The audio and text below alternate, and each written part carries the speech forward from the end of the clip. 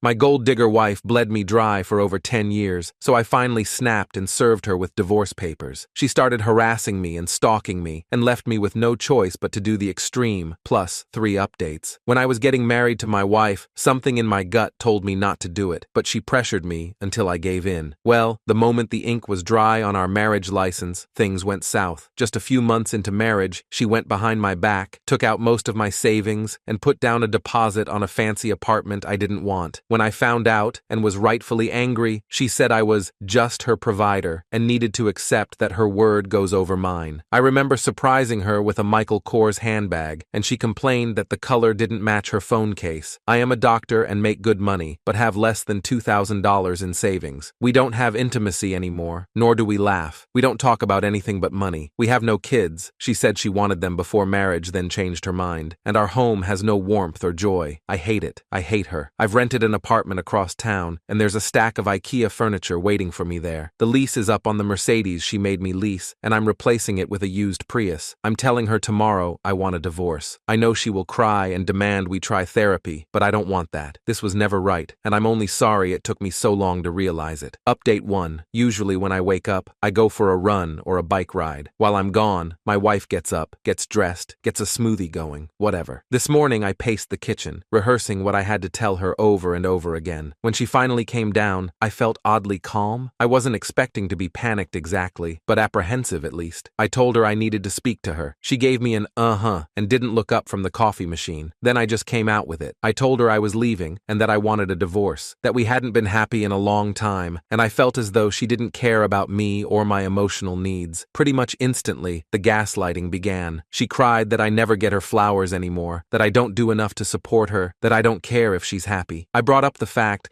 that I suggested therapy over a year ago, and she agreed, but then made excuse after excuse not to go. I brought up the times she completely ignored the budget we worked on. I told her how it made me feel when she dismissed me when I tried to tell her how I was feeling. The crying escalated then, along with begging for a chance to make this right, to go to therapy, that she would be better. It went like I thought it would go, and I felt absolutely nothing. I don't care anymore. Whatever I once felt for her is just dead and gone, and she might as well have been a second cousin sobbing about her marriage for all the connection I felt to it. Eventually, I just got fed up and walked out. She has been blowing up my phone with calls and texts, which range from angry to begging to threatening. I started getting calls from her mother and mine too by the end of the day. I spoke briefly to my mother and calmly explained that I was sorry she didn't hear it from me, but my wife was sucking me dry financially and emotionally, and I couldn't do it anymore. She was surprisingly supportive. I'm currently in my new apartment. I unrolled the mattress in a box and went to Walmart for sheets. I ate Thai takeout for dinner at the kitchen counter and watched a bit of Netflix on my computer. I have everything I need for the next few days. My wife is getting served tomorrow. I keep expecting the sadness to set in, but it hasn't. I feel like 1,000 pounds are off my shoulders, and suddenly my future is full of possibilities. I'm going to travel. I'm going to try new restaurants. I'm going to take a job that actually makes me happy and proud instead of rich. Much to the internet's chagrin, I will ask out the barista that keeps hitting on me, because despite unpopular opinion, she is both age appropriate, it's her family's business, and I do have the interpersonal skills to recognize the difference between customer service and actual connection. Cheers, everyone. I'm going to have a beer and then take a walk around my new neighborhood. Update 2. I woke up in my new apartment. I felt like I had more room to breathe. The sun was shining through the window, and I didn't feel that familiar dread that I used to. I got dressed, just jeans and a t-shirt, and decided to go to that little cafe around the corner. It's the one with the wooden tables outside and the big glass windows. I thought it would be nice to have breakfast there and maybe see if the barista was working. When I walked in, the smell of fresh coffee hit me. It was warm and comforting. I saw the barista right away. Her name tag said Amy, and she smiled at me like she always did. I stood in line, ordered my muffin and coffee, and sat down to eat. A few minutes later, I heard a familiar voice, however. I turned around, and there she was, my wife. She looked furious. Her eyes were red like she'd been crying all night, and her hair was messy. People in the cafe were staring at her. My heart sank. This was going to be bad. "There you are," she yelled, marching right up to me. "I've been looking for you everywhere." "Amanda, what are you doing here?" I asked, trying to keep my voice calm. I noticed Amy glance over, her smile fading as she handed a drink to another customer. "What am I doing here?" she shouted. "I should be asking you that. You left me, and now you're just out here getting coffee like nothing happened?" People were definitely staring now. I felt embarrassed and angry at the same time. I didn't want to do this here, not in front of everyone, and especially not in front of Amy. Amanda, I'm just getting a coffee, I said, trying to keep my voice low. Can we talk about this later? No, we can't talk about this later, she yelled, her voice getting even louder. You're my husband. You're supposed to be at home with me, not here, flirting with some barista like a creep. I glanced at Amy, who looked uncomfortable. I felt like crawling into a hole. Amanda, stop, I said, still trying to keep calm. I'm not doing this right now. Oh, you're not doing this right now? She mocked, crossing her arms. Well, too bad, because I'm doing this right now. You owe me an explanation, and you're going to give it to me. I looked around the cafe. Everyone was watching. I could feel their eyes on us, and it made my skin crawl. I just wanted to get out of there. I'm not going back with you, I said firmly. I'm done. Her face twisted in anger. You think you're done? You don't get to just leave me like this. She reached out and grabbed my arm,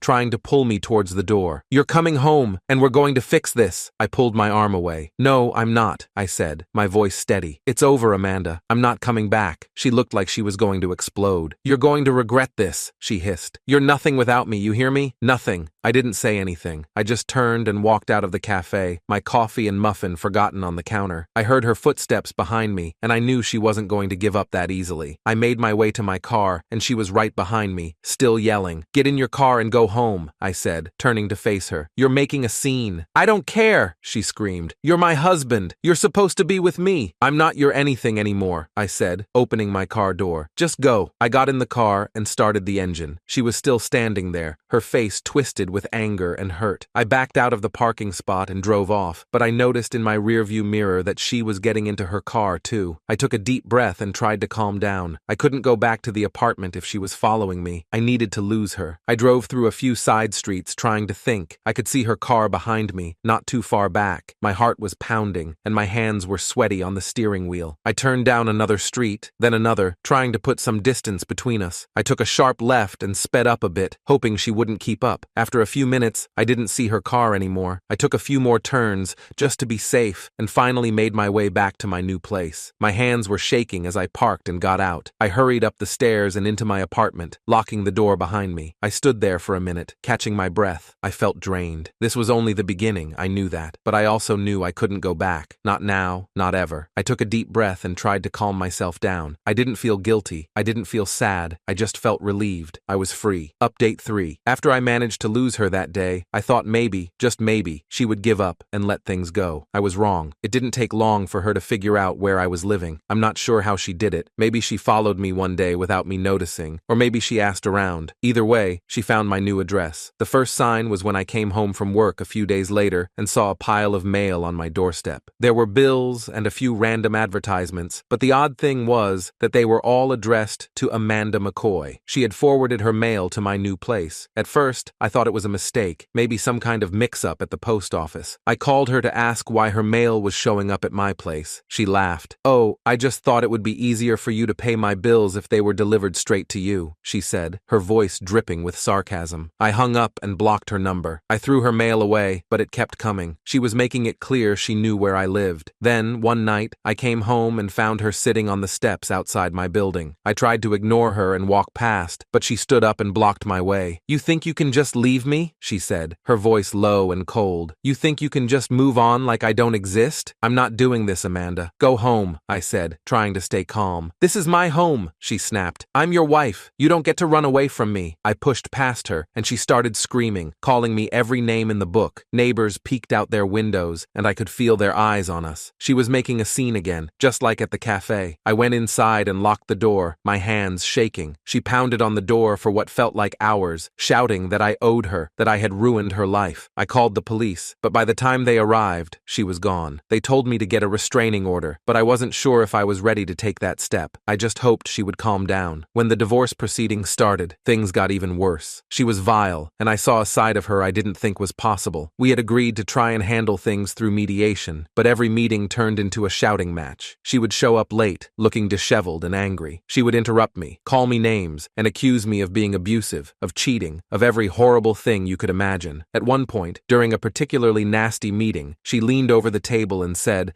loud enough for everyone to hear, "You know, I've been thinking a lot about that vacation we took to Mexico. Do you remember that night when you got drunk and hit me?" I was stunned. I had never laid a hand on her. "What the hell are you talking about, Amanda?" I said, my voice shaking. "Oh, you don't remember? How convenient." She turned to the mediator and smiled sweetly. He has a history of violence. I'm just saying, I don't feel safe. The mediator looked uncomfortable, and I felt like I was in a nightmare. She was lying, outright lying, and there was nothing I could do to prove otherwise. I knew then that she was going to drag this out, make it as painful as possible. It wasn't about the money or the apartment or anything else. It was about control. She couldn't stand that I had taken any of it back. The worst part was when she started showing up at my job. I work at a hospital, and she would come in pretending to be a patient, making a scene in the waiting room until security had to escort her out. She called my boss, telling him I was mentally unstable, that I had been abusing drugs, that I was a danger to my patients. None of it was true, but it was humiliating, and I could tell people were starting to talk. My boss called me in one day, concerned. He was kind about it, but he said I needed to get things under control. I knew he was right. The final straw came after the divorce was finalized. I thought things would calm down once the papers were signed, but I was wrong again. One night, I came home late and found her car parked outside my building. She was just sitting there, staring up at my window. I tried to ignore it, went inside, and shut the blinds, but it kept happening. Every night, she would be there, just sitting in her car, watching. Then, one night, I came home, and she wasn't in her car. I felt a weird sense of relief. Maybe she had finally given up. But when I opened my door, I found her sitting on my couch. I froze. I had no idea how she had gotten in. My heart was pounding in my chest. "What are you doing here?" I demanded. She stood up, a slow, eerie smile spreading across her face. "I still have a key, remember? I had forgotten to change the locks. Stupid." I backed up towards the door, ready to call the police. "Get out," I said, trying to sound firm. She just laughed. "Oh, come on. You don't mean that. We're meant to be together, you know that. You can't just run away from me. I'm serious, Amanda. Get out, or I'm calling the cops." She shrugged, then walked past me, her shoulder brushing mine as she went to the door. "Fine, I'll go. But this isn't over. Not by a long shot." I watched her leave, my hands shaking. I called the locksmith that night and changed the locks. The next morning, I went to the courthouse and filed for a restraining order. I couldn't take it anymore. I couldn't live my life looking over my shoulder, waiting for her to show up and ruin everything again. The process was long and draining. I had to document everything, every phone call, every visit, every time she showed up at my job. When we finally went to court, she sat there, acting like the victim, crying and saying she just wanted to work things out. But the judge saw through it. The order was granted, and she was barred from coming near me, my home, or my work. I thought that would be the end of it, but even now, I still see her car sometimes, parked down the street from my building or outside my office. She's careful not to get too close, not to break the restraining order, but I know she's still watching, waiting. It's a constant, nagging presence in the back of my mind, and I hate it. I hate that she still has this hold on me, even after everything. But I'm trying to move on. I've started going out again, seeing friends, trying to rebuild my life. It's not easy, and some days it feels like I'm just going through the motions, but I'm free, and that's something. I just have to keep reminding myself of that. I'm free.